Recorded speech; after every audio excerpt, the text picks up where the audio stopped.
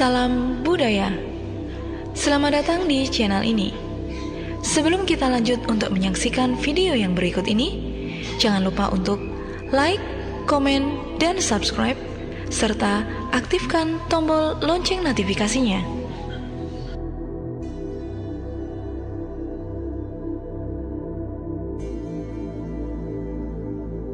Gunung Rinjani. Gunung Rinjani merupakan gunung berapi tertinggi kedua di Indonesia dan juga merupakan rangkaian lingkaran api. Secara administratif, gunung ini berada di bawah 4 kabupaten, yaitu Lombok Timur, Lombok Tengah, Lombok Barat, dan Lombok Utara. Gunung ini memiliki ketinggian 3.726 mdpl. Bagi masyarakat Pulau Lombok, khususnya suku Sasak dan suku Bali, Gunung Rinjani dianggap sebagai tempat suci yang merupakan istana para dewa. Di Gunung Rinjani ini terdapat Taman Nasional Gunung Rinjani yang terletak di kawasan peralihan biogeografis atau garis Wallace, tempat flora dan fauna Asia Tenggara bertemu dengan flora dan fauna wilayah Australia. Di wilayah Gunung Rinjani terdapat Danau Segara Anak, Gunung Barujari, Gunung Sangkareang, Gunung Wajah, dan beberapa gua yakni Goa Susu, Goa Payung, dan Goa Manik. Danau Segara Anak merupakan sumber mata air bagi seluruh masyarakat Lombok.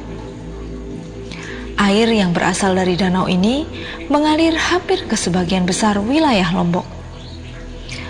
Pertanian di sekitar Lombok tergantung kepada air danau ini.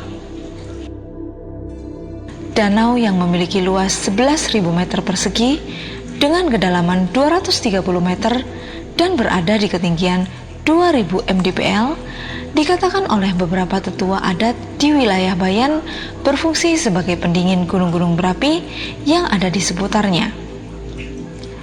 Danau ini diperkirakan terbentuk akibat letusan Gunung Samalas pada tahun 1257. Pendapat lain mengatakan bahwa Danau Segara Anak muncul akibat letusan Gunung Rinjani Purba.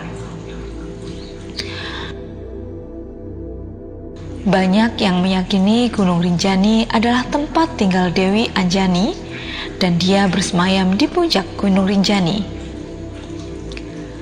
Dari puncak ke arah tenggara, terdapat sebuah lautan debu atau kaldera yang dinamakan Segara Muncar. Konon pada saat-saat tertentu dengan kasat mata dapat terlihat istana Ratu Jin. Pengikutnya merupakan golongan jin yang baik-baik. Dewi Anjani yang memiliki julukan Ratu Mas Prawira mempunyai sepasang burung yang sakti yang berparuh besi malelo dan berkuku dari besi malelo pula. Dalam cerita itu disebutkan bahwa sepasang burung inilah yang mengais-ngais gunung sehingga gunung tersebut menjadi datar dan menjadi sebuah pulau. Pulau baru itu dinamai Pulau Sasak karena rapat oleh pepohonan. Suatu hari, Dewi Anjani diingatkan oleh Patih Songan akan pesan kakeknya supaya mengisi pulau baru itu dengan cara mengubah sekelompok jin bangsawan menjadi manusia. Ini merupakan kisah mengenai asal-usul terjadinya manusia di Pulau Lombok. Bagi masyarakat Sasak, terutama generasi lama, menghayati cerita itu seperti cerita tentang leluhur mereka yang benar-benar terjadi dan mereka menghormati Dewi Anjani. Nama lain Anjani adalah Dewi Rinjani. Dia adalah anak Raja Datu Tuan dan Dewi Mas, Raja Lombok. Pada awalnya sang raja dan permaisuri hidup aman dan tentram. Tetapi mereka sering bersedih karena belum dikaruniai anak. Sang raja kemudian memohon izin permaisuri untuk menikah lagi. Raja Datu Tuan kemudian menikah dengan Sunggar Tutul, putri dari Patih Aur. Dengan kekuasaan Tuhan, Dewi Mas yang mulai tersingkirkan tiba-tiba hamil. Sunggar Tutul iri melihat kehamilan Dewi Mas. Dia memfitnah Dewi Mas sehingga sang permaisuri diusir dari istana. Dewi Mas tinggal di Gili dan ditemukan oleh seorang nahkoda. Kemudian nahkoda itu membawa Dewi Mas ke Bali. Setelah sampai pada waktunya, Dewi Mas melahirkan anak kembar yang laki-laki bernama Raden Nunaputra Janja dan yang perempuan bernama Dewi Rinjani. Saat mereka mulai tumbuh dewasa, mereka bertanya kepada ibunya, siapakah ayah mereka? Dewi Mas menyampaikan bahwa ayah mereka adalah Datu Taun, seorang raja di Lombok. Raden Nunaputra Janja pun berangkat ke Lombok untuk menemui ayahnya. Pada awalnya mereka berperang, tetapi dengan terdengarnya bisikan gaib dari angkasa, sang raja mengetahui bahwa yang diajaknya berperang adalah anaknya sendiri. Mereka akhirnya berdamai dan Raja Datu Taun menjemput Dewi Mas ke Bali. Raden Nunaputra Janja pun kemudian menggantikan ayahnya menjadi raja. Sementara itu, sang ayah dan putrinya Dewi Rinjani menyepi di puncak gunung dan bersemedi. Disinilah kemudian Dewi Rinjani diangkat oleh para makhluk halus menjadi ratu. Sejak saat itulah gunung itu disebut sebagai Gunung Rinjani.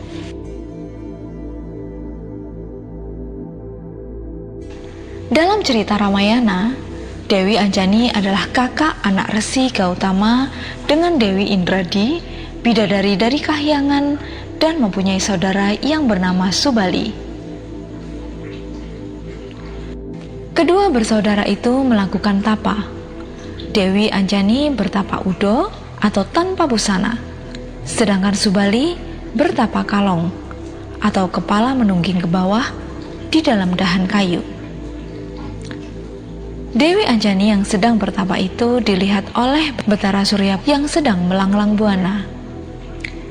Betara Surya pun birahi sampai mengeluarkan air kehidupan yang membasahi daun asam atau kamai, dan daun itu kemudian dilemparkannya kepada sang pertapa Dewi Anjani. Sang Dewi memakan daun itu. Akibatnya ia mengandung dan kelak lahirlah Hanoman. Memperhatikan nama Dewi Anjani dalam cerita itu, kemudian nama Gunung Rinjani atau Roro Anjani berasal dari nama tersebut dan diketahui di Lombok sudah sejak lama berkembang cerita Ramayana. Berikut adalah mitos dari Gunung Rinjani.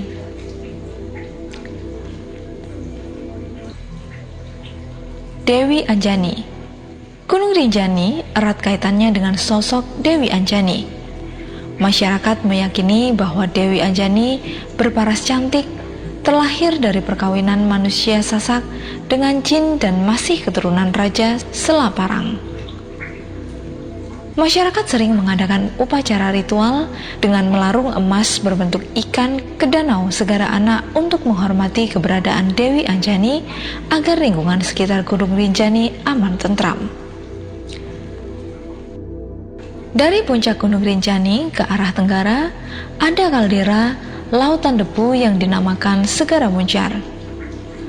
Konon pada saat tertentu terlihat istana Ratu Jin. Pengikutnya diyakini golongan jin yang baik. Segara Muncar menjadi salah satu nama dari kontemporer di Lombok yang menceritakan kisah malam pengantin Dewi Anjani.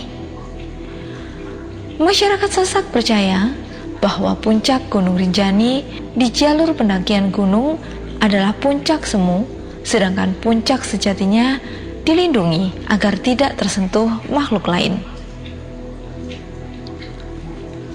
Gunung Barujari.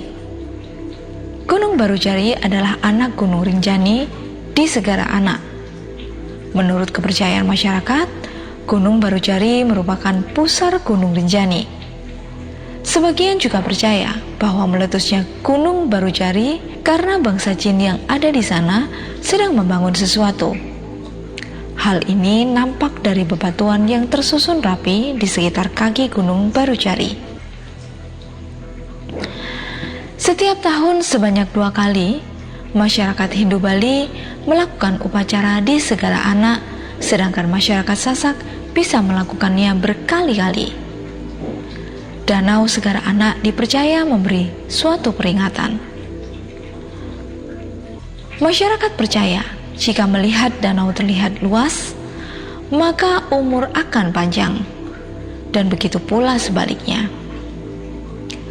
Mitosnya, siapapun yang mandi atau berenang di danau harus tahu diri dan tidak berniat jahat untuk menghindari gangguan dari penunggu danau. Sumber air panas di lereng Gunung Rinjani ini konon memiliki kesaktian. Selain biasa digunakan para pendaki untuk melepas lelah, orang-orang sakti biasanya mengetes kekuatan keris dan senjata di sumber air panas. Mitosnya, jika pusaka tidak memiliki kekuatan, maka akan langsung rusak atau bengkok. Demikian juga minyak obat bertuah dari minyak kelapa. Jika minyak yang disebut siu satu setunggal direndam dan berubah semakin jernih, maka minyak tersebut memiliki kekuatan untuk menyembuhkan. Bagi masyarakat Gumi Sasak, tempat pemandian ini dipercaya sebagai tempat pemandian Adipati Surabaya, Raden Mas Jayanegara, yang merupakan salah satu tokoh pewayangan di Lombok. Tempat para wali. Masyarakat Sasak Lombok percaya bahwa di sekitar Danau Segara Anak ada sebuah masjid besar yang dibangun para gaib. Selain sebagai tempat ibadah, masjid tersebut konon dipercaya sebagai tempat diadakannya pertemuan para wali, baik yang sudah meninggal di sana maupun para wali yang masih hidup namun memiliki kesaktian menembus alam gaib. Para wali inilah yang selalu menjaga Gunung Rinjani agar tidak meletus dan menyengsarakan penduduk Lombok. Ada beberapa tempat yang disucikan sebagai tempat bertapa dan juga tempat sakral untuk menyempurnakan ilmu. Menurut masyarakat setempat, penganut paham Torekot menunaikan ibadah haji ke Gunung Rinjani mungkin maksudnya sebagai salah satu perenungan kebesaran Tuhan. Selain itu, ada daerah tertentu di lereng Gunung Rinjani yang tidak boleh dimasuki atau terlarang karena diyakini daerah angker di mana yang memasukinya akan hidup dan tinggal di daerah jin atau hilang. Gua Susu berada di sekitar 1 km dari Segara Anak dan mengikuti jalur pendakian via Torean. Di dalam Gua Susu terdapat air panas dan dari stalaktitnya ada tetesan air yang konon berasa seperti susu.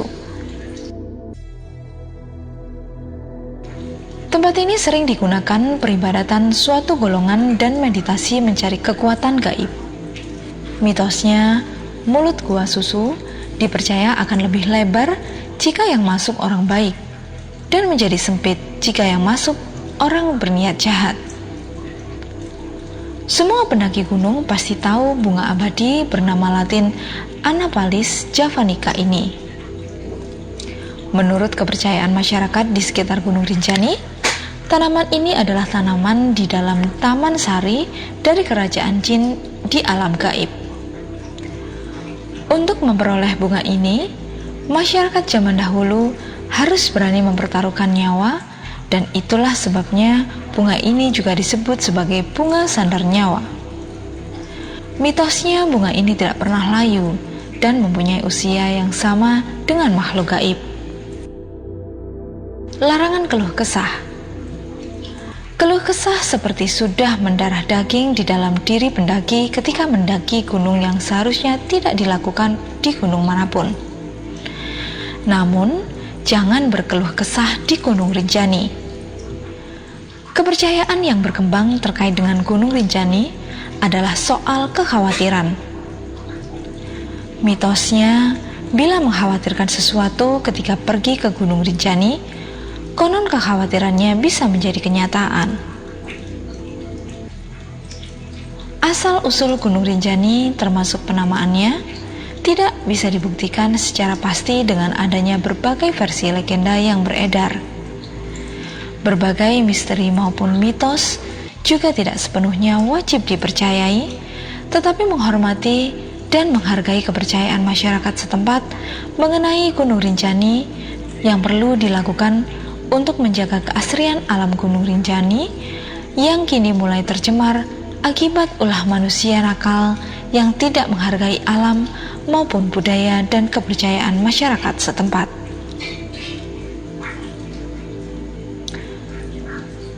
Demikian tadi cerita tentang Gunung Rinjani.